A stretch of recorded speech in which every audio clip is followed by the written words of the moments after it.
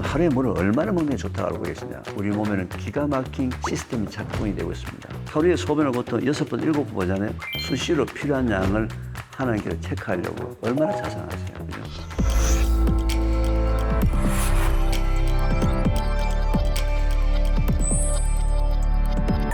안녕하세요. 반갑습니다. 여러분들의 건강 길잡이 태초 먹거리 이계호 교수입니다. 지난 시간에는 우리 감정에 대해서 좀 알아봤습니다. 오늘은 우리 몸의 기본을 회복할 때 그럼 무엇을 어떻게 해야 되는지. 여러분 큰 건물을 보게 되면 가장 중요한 것이 기초공사거든요. 우리 몸의 약 70%를 차지하고 있는 것이 물입니다. 물이 우리 기본 회복의 가장 중요한 요소이기 때문에 오늘은 매우 중요한 물에 대해서 알아보도록 하겠습니다.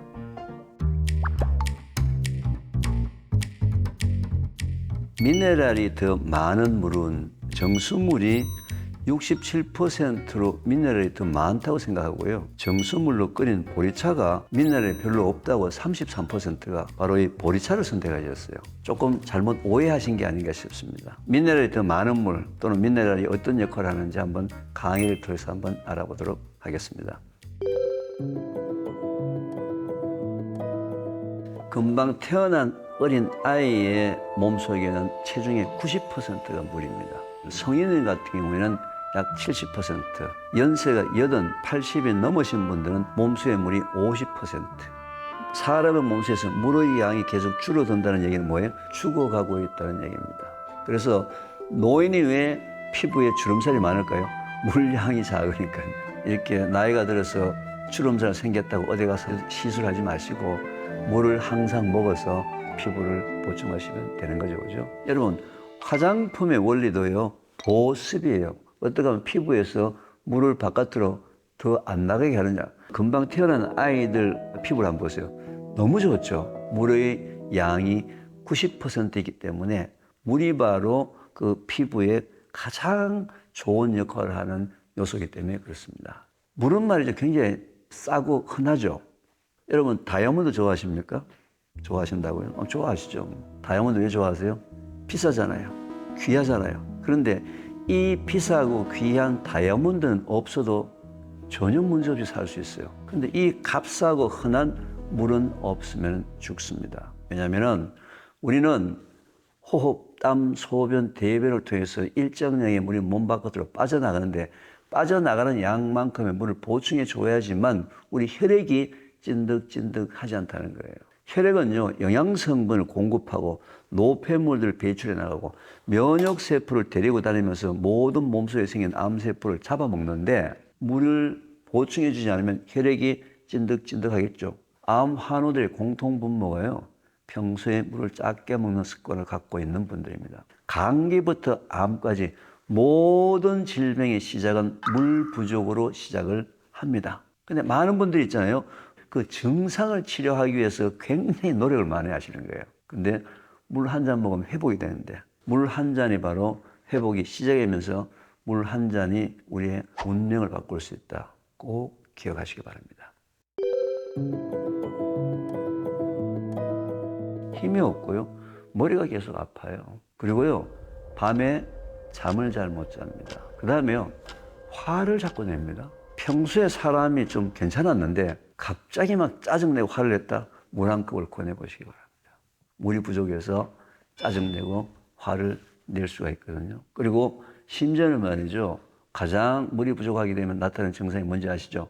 변비입니다. 변비가 생기기 시작하게 되면 면역력이 바닥으로 왔다 갔다 하거든요. 왜? 면역세포의 70 내지 80%가 장에 있는데 장에 지금 대변이 꽉 차 있으면 면역세포들이 그냥 매우 힘들어지죠. 그죠? 여러분들 물 부족은요. 인간이 갖고 있는 모든 질병, 특히 가려움증도 심해지고요. 아토피도 심해지고요. 소화도 잘 안 되고요. 이루 말할 수 없을 정도의 많은 현상들이 물 부족으로 나타나는데 참 제가 안타까운 건요. 현재 우리나라 인구의 약 50%가 물을 작게 먹고 있다는 거예요.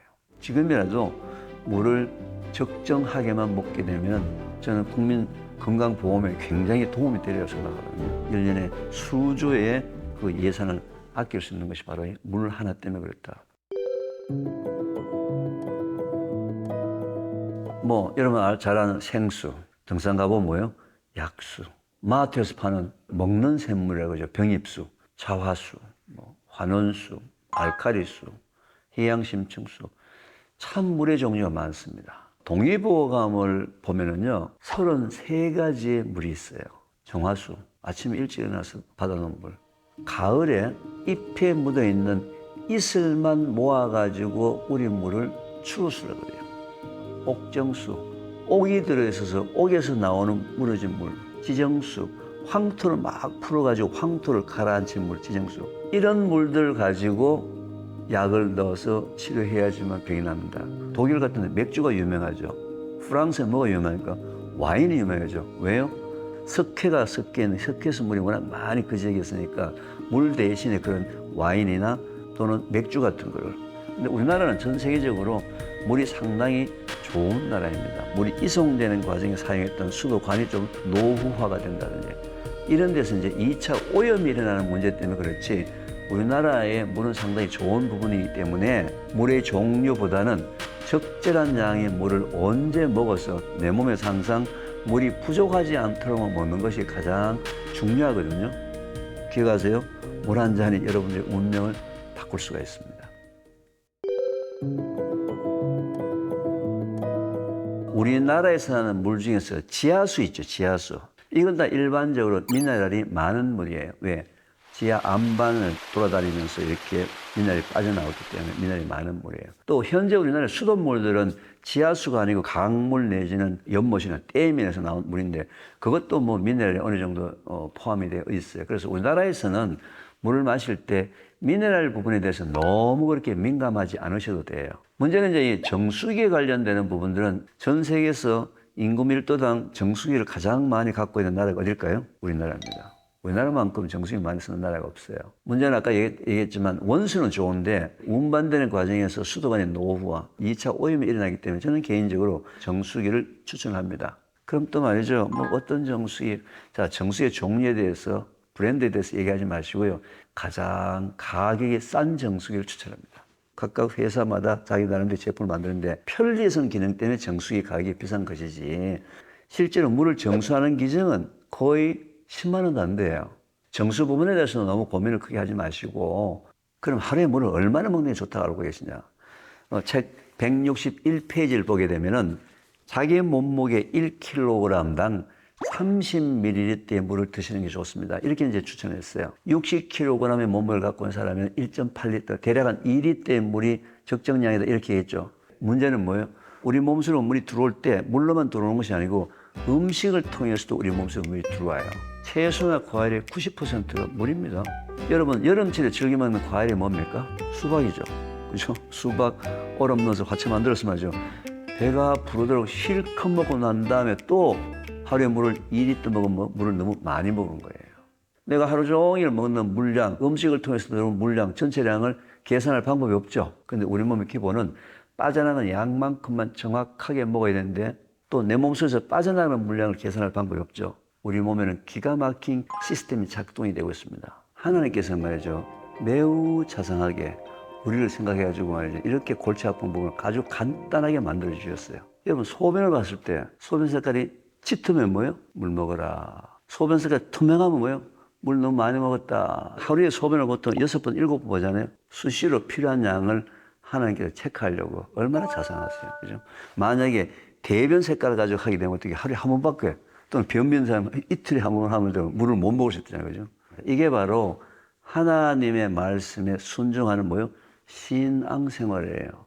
보통 신앙생활 하게 되면 말이죠. 성경책 읽고 공부하고 기도하고 예배드리고 이거는 영적으로 하나님의 말씀에 순종하는 삶이에요. 물을 제대로 먹는 거 하나님 먹으라고 먹은 대로 하는 건 뭐예요? 육적으로 하나님의 말씀에 순종하는 거룩한 신앙생활입니다.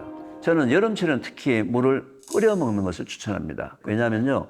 물 속에 있는 균을 살균하기 위해서 염소를 사용하는데 그 염소 사용한 것 때문에 추리할로메탄이라는 발암물질이 만들어질 수가 있는데 그건 끓이는 과정에서 다 날아갑니다. 어떤 분들은요. 물을 끓이게 되면 교수님 미네랄이 없어지지 않습니까? 아니에요. 미네랄은 절대로 사라지지 않습니다. 안심하게 끓여서 드시고 맛을 위해서는 거기에 보리차 또는 현미 볶은 거 또는 결명차 이런 걸 넣어서 적절하게 맛을 좀 추가해서 물을 먹는 것도 저는 추천합니다. 똑같은 정수기 물에서 나온 물을 가지고 보리차를 넣었으면 보리차에서 우러나온 미네랄이 더 있겠죠. 보리차에서 나온 미네랄이 농도나 양이 그렇게 심각하지 않기 때문에 미네랄보다는 뭐요?